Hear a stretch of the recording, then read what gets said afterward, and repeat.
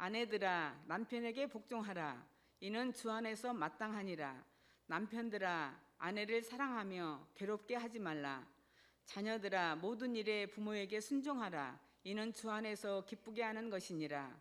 아비들아 너희 자녀를 노엽게 하지 말지니 낙심할까 함이라.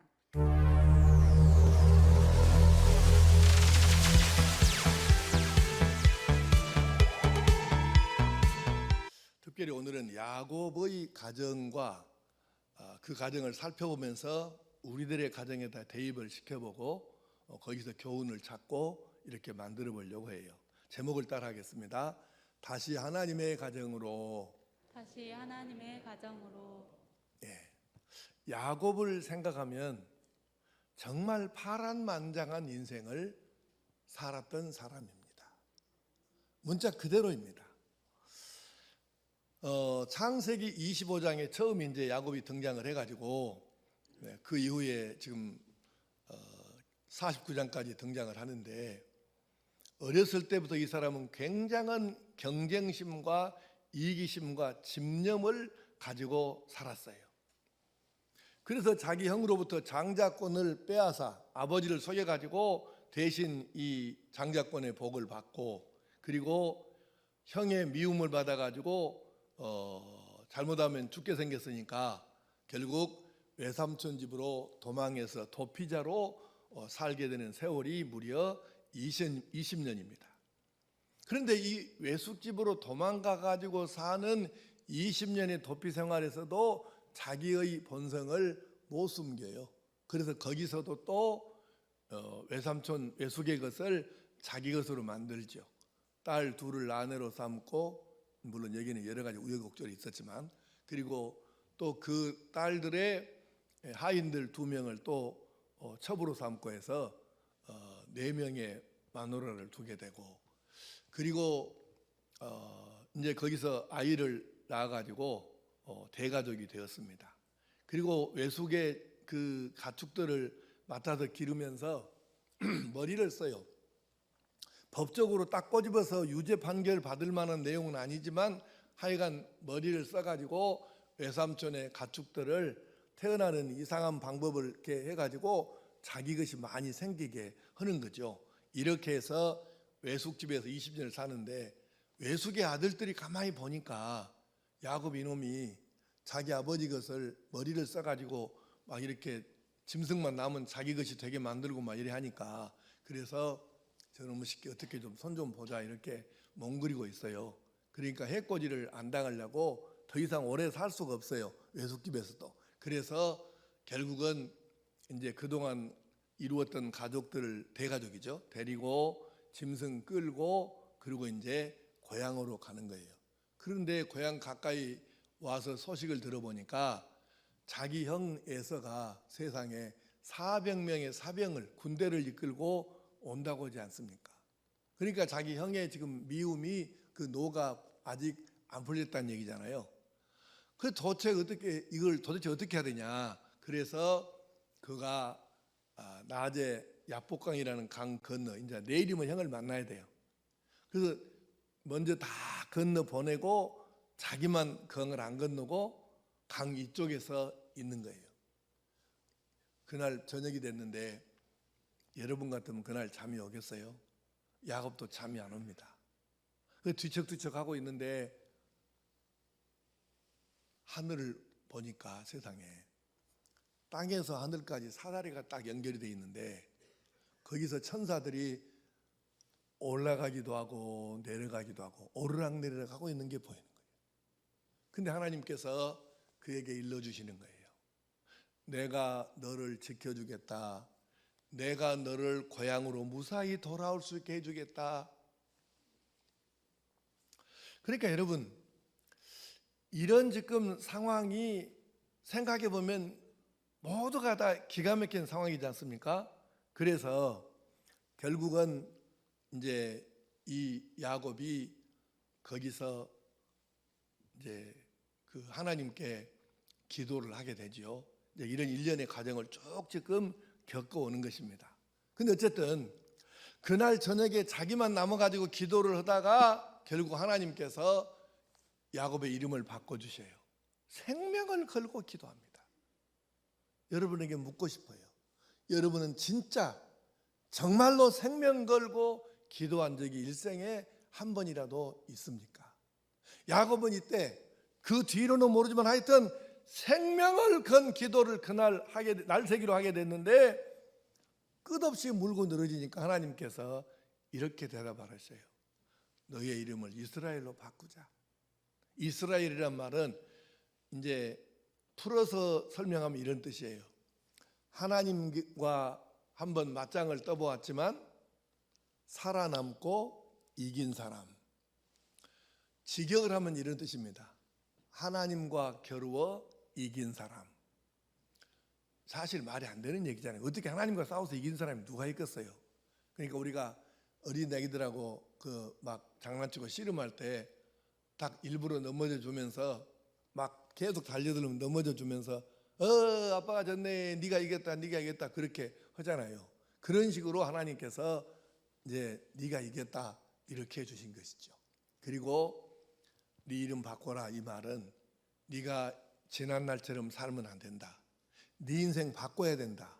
그래서 이때 야곱의 인생이 완전히 뒤집어지죠. 그동안에 남을 속이고 빼앗고 남을 밟고서라도 올라가야 되고 뭐 이렇게 살았던 사람이 이제는 뒤집어져서 다른 사람도 생각하고 나만이 아니고 저 사람도 살아야 되고 저 사람도 하나님의 사랑을 입어야 될 사람으로 생각하면서 더불어 사는 법을 이제 이때부터 배우고 실천하기 시작을 하는 거예요. 사람이 뒤집어졌죠. 그랬더니 그 다음날 형을 만났는데 400명의 군대를 이끌고 온 형이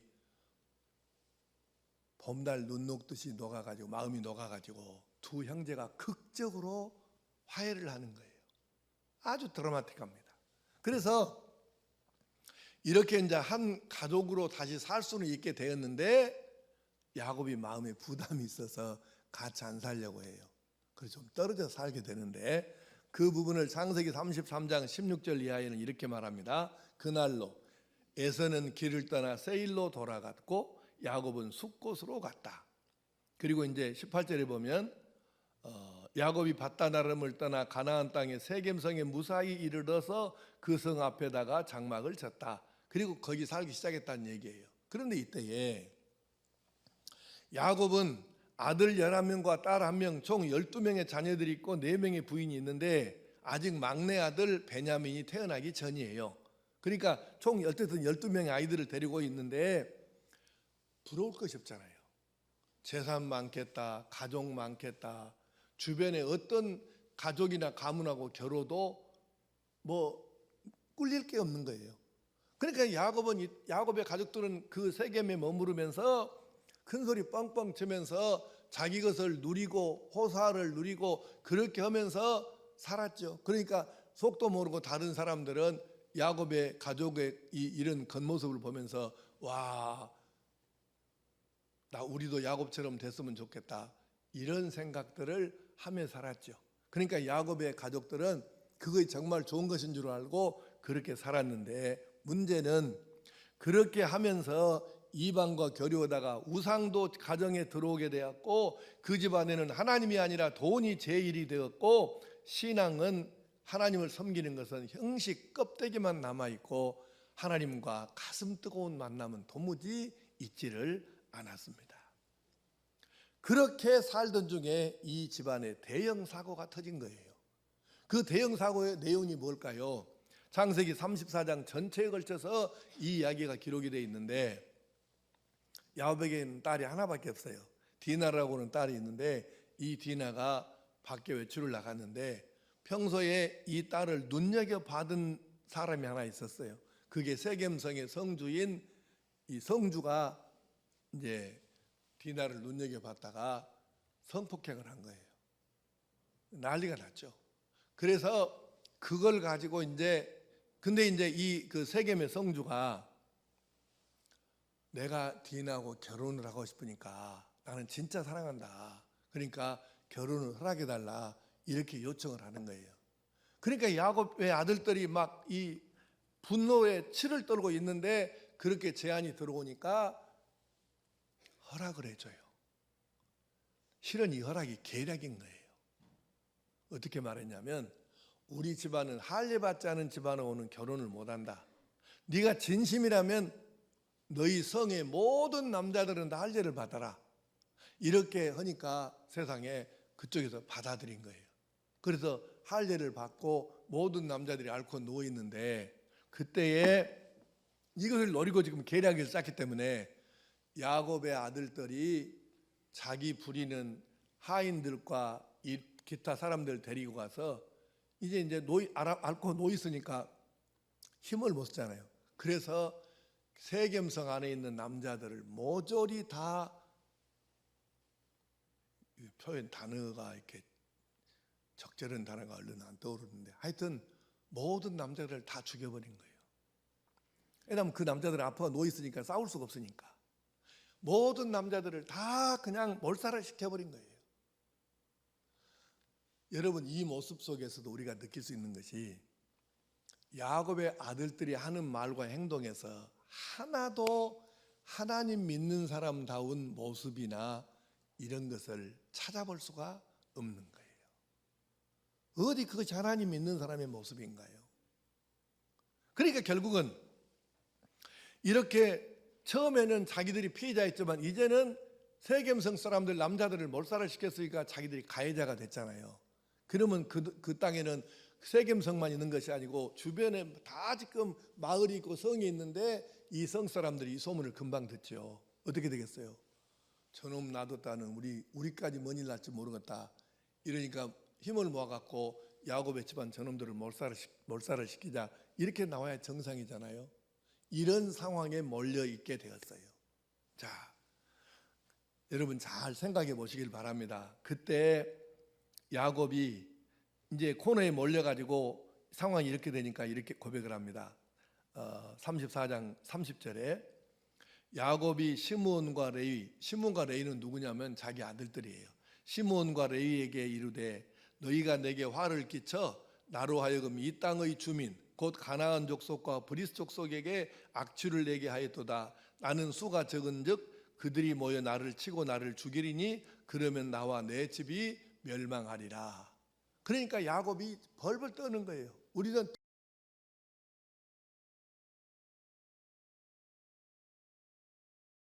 눈을 크게 뜨시고 잘 들으시기 바랍니다. 야곱의 집안이 적어도 다른 사람들이 볼 때에 잘 나가는 집안이었잖아요. 저렇게 돈도 많고 부자고 아이들도 많고 감히 누가 이 집을 건들겠어요? 그런데 겉으로 잘 되고 있는 것이 진짜 잘 되는 것이 아니었던 것입니다.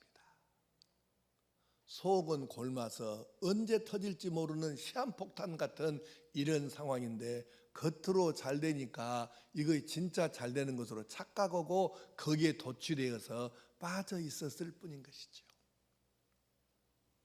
어디에서도 하나님 있는 모습은 찾아볼 수 없습니다. 여러분, 질문하겠습니다. 대답하시기 바랍니다. 야곱의 가정이 그 상태로 계속하면 되겠습니까? 안 되겠습니까? 안 되고 말고요. 만약에 다른 사람들이 야곱의 집안을 해코지를 안 하면 하나님께서 벌을 내리셔야만 할 이 죄악을 저지르고 지금 야곱의 집안이 가고 있는 것이에요. 어떻게 그대로 가면 되겠습니까? 안 되지요. 그래서 야곱의 가정에 대수술이 필요했고 대개혁이 필요했다고 말입니다. 여러분, 개혁이라는 것이 뭐 거창하니까 이게 뭐 나라만 개혁하고 정부만 개혁하고 뭐 교단만 종교만 개혁하고 이러는 단어가 아니에요. 우리 한 사람 한 사람 모든 성도들의 가정도 야곱의 가정처럼 돌아보면 개혁하고 수술해야만 할 내용이 있을 수도 있다 그 말입니다. 이렇게 야곱의 가정이 위기를 당해가지고 언제 어떻게 몰사죽음 당할지 모르니까 하나님께서 우선 이때 개입을 하셔요. 창세기 35장 1절부터 7절까지의 말씀을 오늘 읽었는데 1절만 제가 다시 읽겠습니다.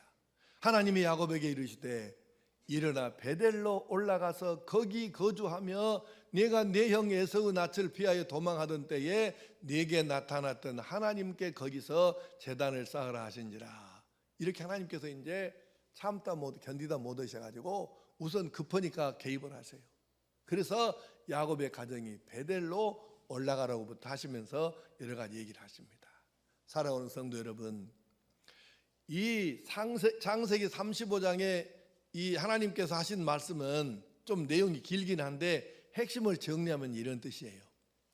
하나님의 말씀을 따라서 하나님께서 원하시는 하나님의 가정으로 다시 태어나야 한다. 그래야 너희 가정이 살 수 있다. 이것을 의미하는 거예요. 한마디로 정리하면 그 뜻이에요. 하나님의 가정으로 다시 회복되어야 한다는 것이죠. 자, 사랑하는 성도 여러분, 그러면 이 야곱의 가정을 대수술하고 대개혁을 했어야 했는데 오늘 우리들도 야곱의 가정처럼 다시 하나님의 가정으로 거듭나기 위해서 무엇이 필요할까요? 첫째는 하나님과의 첫사랑, 첫 은혜를 회복해야 합니다. 창세기 35장 1절을 함께 읽어보실까요? 시작. 하나님이 야곱에게 이르시되 일어나 베델로 올라가서 거기 거주하며. 아멘. 베델로 올라가서 거기 살으라고 하셔요. 이게 무슨 의미가 있을까요? 창세기 28장을 여러분 보시면 이런 내용이 기록되어 있습니다. 아까 서두에 말씀했던 대로 야곱이 아버지를 속이고 형을 속여가지고 장자권의 복을 대신 받아버리잖아요. 그러니까 형이 막 이를 갈고 죽이려고 하니까 결국 도망을 가요. 도망가는데 요즘처럼 뭐 트럭에다 짐 싣고 갈 상황이 아니잖아요. 그러니까 계다리봇좀 하나 가지고 도망을 갔는데 신세가 얼마나 처량합니까? 자기는 장자권의 복을 받으면 잘 될 줄로 알았는데 이제 완전 도망자 신세인 거예요. 그래서 그가 저녁에 잠을 자야 되는데 요즘처럼 무슨 숙박업소가 있나요? 그러니까 가다가 밤 되면 아무 데서나 그냥 날씨는 좋으니까 그냥 자는 거죠. 그날도 어느 날 이제 돌을 적당한 크기를 골라서 베고 베개 삼아서 잠을 청하고 있는데 아까 말씀드린 대로 하늘 사닥다리가 내려와서 천사가 오르락 내리라고 하나님께서 내가 너를 지켜주겠다, 내가 너를 복을 주겠다, 내가 너 고향으로 무사히 돌아오게 해주겠다, 이렇게 약속을 하셔요. 아니, 하나님께서 야곱에게 벌 주셔도 시원찮은 판국에 야곱에게 이렇게 복을 주신다고 말씀을 하시니 야곱이 감격할 수밖에 없죠. 완전 거짓골의 도망자 신세인데 이 야곱을 하나님이 불쌍히 여기시니 얼마나 감사해요. 그래서 하나님께 응답을 합니다. 하나님께서 그렇게 해주시면 저도요 평생 하나님을 나의 하나님으로 섬기고 11조를 드리겠으며 성전도 제가 지어드리겠습니다. 이렇게 하나님께 약속을 해요.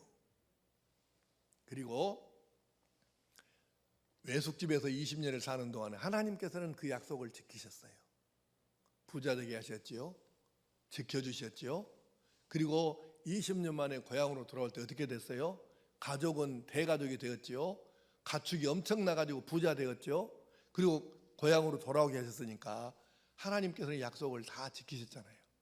형으로부터도 목숨 안 잃고 살도록 지켜주시잖아요. 하나님은 다 지키신 거예요. 그런데 세겜에 정착했던 야곱은 하나도 약속 안 지켰습니다. 여러분의 설교할 때 가끔 나누는 말씀이지만 한번 따라해 봅시다. 살만한 게 문제입니다. 다 살만하게 해주라고 기도하잖아요. 그런데 기도 하나님께서 응답해 주셔서 살만해지면 그때부터 하나님은 멀어지고 신앙은 껍데기만 남고 예배는 드려요. 교회는 왔다 갔다 해. 그런데 정말 가슴 뜨거운 하나님과의 이 관계는 아니에요. 살만한 게 문제더라고 항상. 야곱이 그렇게 대가족이 되고 부자가 되고 그래가지고 부러울 것 없이 세겜에서 큰소리 뻥뻥 치면서 잘 나가는 집안으로 살게 되었지만 속으로는 곪아서 시한폭탄 같은 상황이었다고요. 그래서 이제는 완전히 주변 사람들로부터 몰사죽음 당할 위기에 처해 있는 이 야고보의 가족에게 하나님께서 베델로 올라가서 거기 거주해라, 거기 살아라 하신 말씀의 뜻은 뭐냐 하면, 베델은 바로 야곱이 맨 처음으로 하나님을 나의 하나님으로 만났던 그 장소, 도망자요 거짓골된 자기 이 신세 처량은 이 야곱에게 나타나셔서 복을 주시고 지키시겠다고 하셨던 이 약속을 받고 감격해서 하나님께 감사해서 제단을 쌓고 앞으로 내가 여기다가 성전을 짓겠다고 약속했던 바로 그 하나님과의 뜨거운 만남, 이 감격을 되찾으라 그 말이에요. 하나님과의 첫사랑. 여러분, 첫사랑을 잃어버리면 사실 다 의미가 없고요, 남는 거는 현상뿐이에요. 그런데 사람들이 현상이 진짜인 줄 알아. 착각하고 사는 거죠. 그러므로 사랑하는 성도 여러분, 우리도 내가 속한 가정을 잘 영적으로 신앙적으로 깊이 있게 돌아보면서 혹시 우리도 된다 하니까 살만하니까 하나님을 섬기는 것은 껍데기만 남아있고 오히려 다른 것을 좋아하고 즐기고 섬기고 따르고 이렇게 하지 않는가. 하나님은 약속을 지키셨는데 나만 약속을 지키지 않고 내가 잘나서 사는 것처럼 야곱처럼 착각하고 야곱의 식구들처럼 그렇게 살고 있지는 않는가. 이걸 돌아보면서 무엇보다 먼저 하나님과의 첫사랑, 뜨거운 관계를 회복할 줄 아는 지혜로운 성도와 지혜로운 성도의 가정이 될 수 있기를 축복합니다. 둘째는 어떻게 우리 가정들이 다시 하나님의 가정으로 회복될 수 있을까요? 온 가족이 예배를 회복해야 합니다. 35장 1절을 다시 한번 읽겠습니다. 시작. 거기 거주하며 내가 내 형 에서의 낯을 피하여 도망하던 때에 내게 나타났던 하나님께 거기서 제단을 쌓으라 하신지라. 아멘. 거기서 뭘 하라고 하셔요? 요즘 말로는 예배를 드리라 하셨습니다. 오죽했으면 하나님께서 예배 드리라고 하셨겠습니까? 잘 나가는, 적어도 겉으로는 잘 나가는 것처럼 보였던 야곱의 집안 속을 들여다보니까 예배가 죽어 있어요. 예배가, 하나님을 섬기는 예배가. 그래서 하나님께서 베델에 가면 먼저 하나님을 섬기는 참된 예배로부터 다시 시작하라고 말씀하시는 것입니다. 여러분 생각해 보십시오. 아무리 베델로 올라간들 예배가 살아있지 아니하면, 예배가 회복되고 예배의 감격이 회복되지 아니하면 베델 가면 뭐합니까? 여러분 혹시 지금 잘 나가는 분, 잘 되는 성도들 계세요? 잘 기억하셔야 돼요. 제가 간증 하나 할게요. 제가 여기 전에 완도 오기 전에, 이제 온 지가 40년 됐지만 완도 오기 전에 있었던 교회가 담양에 있어요. 담양에서 제가 이리 왔거든요. 그런데 그 교회가 하도 교회가 안 되니까 시찰에서 폐쇄 결정을, 교회 없애버리기로 결정한 교회인데, 제가 그 얘기를 듣고 자청해서 아주 강력하게 기회를 한번 달라 해갖고 제가 그 교회에 전도사를 했어요. 그런데 그때는 뭐 아무것도 없으니까 뭐 의지할 게 뭐 있어요? 하나님 외에 뭐 내가 기대는 언덕이 있어야죠. 그러니까 죽기 아니면 살기로 기도하면서 하나님께 매달리고 그렇게 해서 열심히 뛰었더니 하나님께서 교회를 부흥을 시켜줘가지고 특히 청년들이 억수로 나왔어요. 교회 학교하고. 그래 청년하고 장년을 합해놓으니까 예배당이 좁아서 다 들어갈 수가 없을 정도로 많이 나오는 거예요. 한 100명 정도 모였습니다. 그래서 내가 계속 얘기했죠. 하나님은 여러분 보세요. 하나님은 살아계시지 않습니까? 하나님은 정말 놀라우신 분입니다. 그렇게 계속 하다가 언젠가부터 점점 하나님이 하셨습니다. 그 말은 거의 이제 점점 줄어지고 없어지다가 계속 이제 내가 나오는 거예요. 내가 이렇게 목회를 했더니 이렇게 잘 됩니다. 내가 계속 나오는 거예요. 하나님이 하셨습니다가 아니고 내가 이렇게 했더니 교회가 됩디다. 막 그렇게 다른 데 가가지고 목사님들 모인 데 가서 얘기하고 막 이렇게 하고 댕겼거든요. 그런데 여러분, 100명까지 모이는 것은 결코 쉬운 일이 아니었는데 망하는 것은 하루아침입니다. 내가 그 내용까지 여기서 말하기 곤란해. 왜냐하면 이것이 또 이제 영상이 또 나가서 그쪽 분들 들을 수도 있으니까. 그래서 내가 내용은 말 못하겠는데, 교인들 간에 무슨 문제가 있었어요. 그래가지고 사건이 터지니까요. 그 많던 교인들이 다 어디로 가버렸는지 모르겠어요. 한 10명 남고 다 사라진 거 있죠. 그 기가 막힌 일을 겪었는데요. 그래서 제가 다시 금식기도 들어갔어요. 하나님, 교인들 잘못이 아니고 제 잘못입니다. 하나님이 하신 것을 내가 한 것처럼 내가 이 방정을 떨고 교만해가지고 안 해야 할 말고 안 해야 할 짓을 했으니 이것은 교인들 잘못이 아니고 100% 제 잘못입니다. 그리고 하나님께 회개하고 다시 매달려 뛰었더니 하나님께서 좀 회복을 시켜주셔가지고 50명에서 40명 정도 그렇게 회복되고 제가 이 교회 청빙받아서 왔어요. 여러분, 망하는 건 하루아침이더라고요. 잘 된다고 살만하다고 여러분 별것 아니에요. 그거 엎어지려면 하루아침이더라고. 나는 체험을 해봤다니까요. 예배가 회복되지 않으면 배델에 올라간들 뭐합니까? 성공했다, 취직했다, 결혼 잘했다, 회사 잘 된다, 잘 나가고 있다, 목에 힘준다. 예배가 죽어 있어가지고 예배를 드려봤자 몸만 왔지 하나님과의 감격적인 만남과 가슴 뜨거움이 지금 없는데 그것이 무슨 의미가 있느냐고. 그게. 그래서 사랑하는 성도 여러분, 여러분의 가정이 하나님의 가정으로 다시 회복되려면 온 가족, 아버지 어머니만이 아니라 아들, 딸, 손주들까지 가족 전체의 예배 회복이 먼저입니다.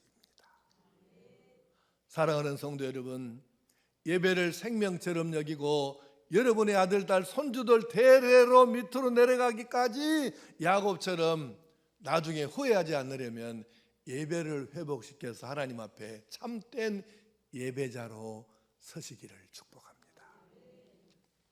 마지막으로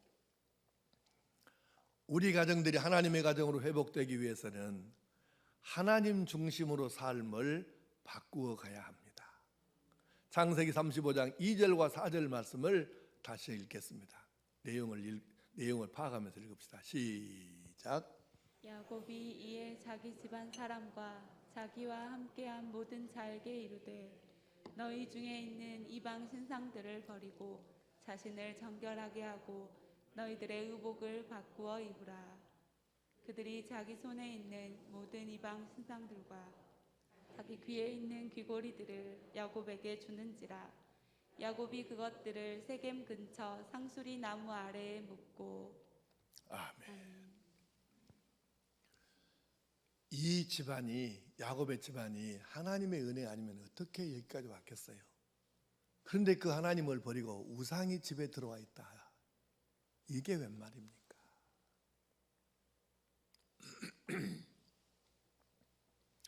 야곱이 하나님을 안 믿는다고 할 수도 없어요.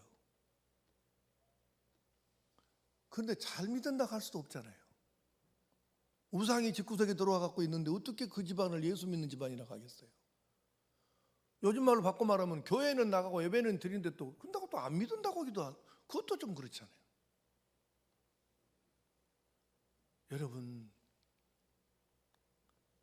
여러분은 정말로 우리 집안은, 우리 가족은 오직 예수만, 여호수아처럼 오직 하나님만, 예수님만 믿고 섬기고 따르는 그런 가정인지를 잘 돌아보셔야 해요.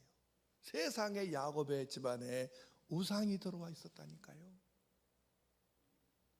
말이 되는 얘기입니까 그게? 하나님께서 약속을 지키시고 복을 주셔서 그 집안이 잘 되었는데 잘 될수록 하나님만 섬기고 하나님께 매달리고 했어야 되는데 거꾸로 잘 되니까 지 잘나서 잘 된 것으로 알고 하나님을 섬기는 것은 껍데기만, 모양만, 형식만 남아있고 실제로는 우상을 섬기고, 다시 말하면은 하나님보다 더 귀하게 여기고 하나님보다 더 즐기는 것이, 하나님 섬기는 생활보다 더 즐기는 것이 따로 있었다는 얘기예요. 기가 막힌 얘기잖아요. 그러므로 이 집안이 우상을 버리고 철저하게 뼈를 깎는 듯한 처절한 회개와 하나님 중심으로의 삶의 실질적 변화가 일어나야 이 집안이 하나님께 지속적으로 은혜를 입지 않겠어요? 하나님께서 그래서 요구하시는 것입니다. 우상 버려야 한다. 삶을 뒤집어야 산다. 이대로는 안 된다. 이것을 말씀하시는 것입니다. 오늘날도 야곱의 집안, 야곱의 자식들처럼 심지어는 항존 직분자 자녀들도 교회를 잘 안 나오고 예배를 등한히 하거나, 심지어는 항존 직분자들 중에도 저녁 예배 나오지 않고 테레비 앞에 앉아서 신앙생활 하나님 섬기는 것보다 세상 것을 더 즐거워하고 그렇게 시간을 가지고 그렇게 즐기는 사람들도 많잖아요. 그러면 내가 묻겠습니다. 그가 누구이든 하나님을 믿는 것인가요? 안 믿는 것인가요? 믿는다고 할 수도 없고 안 믿는다고 할 수도 없고, 이걸 어떻게 하냐고 말이에요. 우리 교회도 많은 사람들이 저녁 예배 안 나옵니다. 테레비 보고 안 갔습니다. 테레비 앞에서. 하나님을 믿는 것입니까? 안 믿는 것입니까? 하나님을 섬기는 것이 더 중요하거나 즐겁습니까? 테레비 보는 것이 더 중요한 것입니까?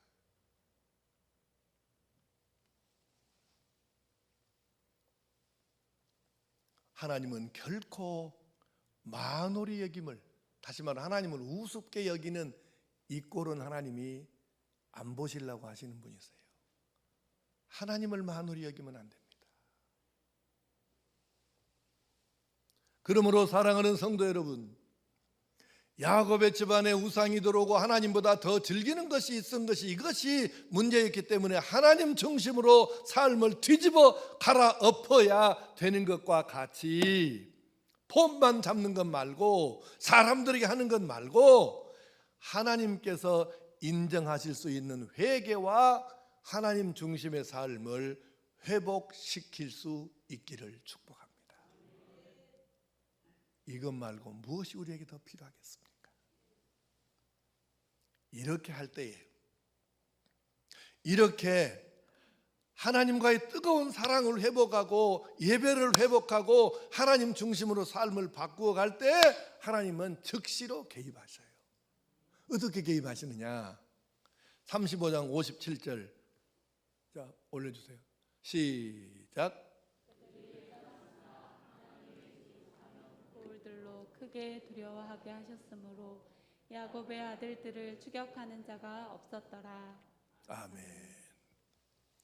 야곱이요, 하나님 명령을 따라서 이제 뭐 다 정리하고 우상도 박살내서 그냥 밟아버리고 땅에다 묻고, 그리고는 식구들 데리고 하나님 말씀대로 베드로를 막 갈라. 지금 정상적으로 한다 그러면은 저놈들 우리가 확실하게 정리해보자, 이렇게 주변에 있는 족속들이 연합해 갖고 야곱 가족을 추격해서 덮쳐야 되거든요. 그런데 세상에 야곱의 가족이 진짜 마음으로부터 그렇게 회개하고 바르게 서니까 하나님이 즉시로 개입하셔서 그 사방에 있는 세겜성 주변에 사는 사람들 마음에 두려움증을 넣어주신 거예요. 우리가 매력 없이 저놈들 건드렸다가 우리가 도로 당한 거 아니에요? 등등 여러 가지 생각을 그들 마음을 스스로 하게 해가지고 안 나와버린 거예요. 야곱의 가족을 추격을 하는 사람이 그 족속이 한 족속도 없었어요. 한 사람도 야곱의 가족 중에 어려움을 당한 사람이 없이 무사히 베델에 도착한 줄로 믿습니다. 하나님이 개입하시잖아요. 결국 한번 따라하겠습니다. 하나님이 지키셔야 안전합니다. 하나님이 지키셔야 안전합니다. 하나님이 도우셔야 온전합니다. 하나님이 도우셔야 온전합니다. 하나님이 복을 주셔야 진짜입니다. 하나님이 복을 주셔야 진짜입니다. 야곱이 만약에 사방에서 족속들이 연합해 갖고 치고 들어왔을 때 맞짱을 떠서 싸운다고 가정을 해봅시다. 야곱이 뭔 재주로 가족을 지키겠습니까? 하나님이 지켜주셔야 안전합니다. 하나님이 도우셔야 온전합니다. 내가 지난번에 설교 말씀했죠. 본질적으로는 목사인 나나 여러분이나 뭐가 다릅니까? 똑같은 사람이죠. 하나님께서 역할을 너는 목사해라 해서 지금 내가 목사를 하고 있는데, 그래도 성도들은 목사가 뭐 별것인 줄 아는 사람들이 많잖아요. 똑같아요. 그런데 목사인 제 딸이 외국에 나가서 공부하고 있는데 어느 날 쓰러졌어요. 내가 목사이나 목사하랍이라도 뭔 재주를 갖고 내 새끼들을 쫓아다니면서 지키고 보호하고 도와주고 복을 주었습니까? 내가 그런 능력이 있습니까? 가망 없는 소리입니다. 뭔 재주로? 애비인 내가 아니라 하나님이 지켜주셔야 안전합니다. 애비인 내가 아니라 하나님께서 도와주셔야 온전합니다. 야곱 자기 힘으로, 아이고, 아직도 여러분이 야곱의 이 깨닫기 전의 수준을 가지고 있으면 아직 우리는 아닌 거예요.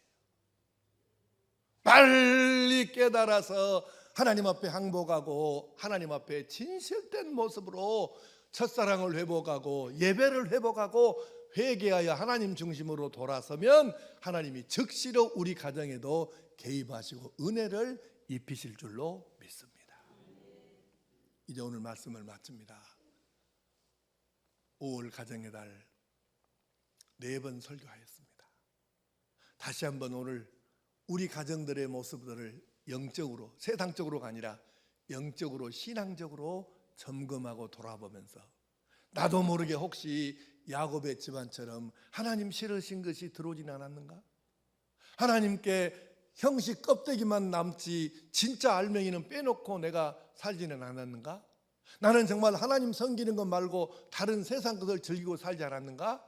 이것들을 돌아보면서 야곱처럼 하나님의 가정으로 거듭나기 위해서 우리 가정에 필요한 조치를 즉시로, 미루지 말고 즉시로 실천해서 여러분들이, 여러분의 가정이, 여러분의 자녀 손들까지 하나님 앞에 다시 하나님이 원하시는 그 가정으로 회복되어져서 하나님을 영화롭게 섬기고 하나님께 은혜를 입고 쓰임을 받는 정말 아브라함처럼 그 가문처럼 복된 가문으로 만들어갈 수 있기를 축복합니다.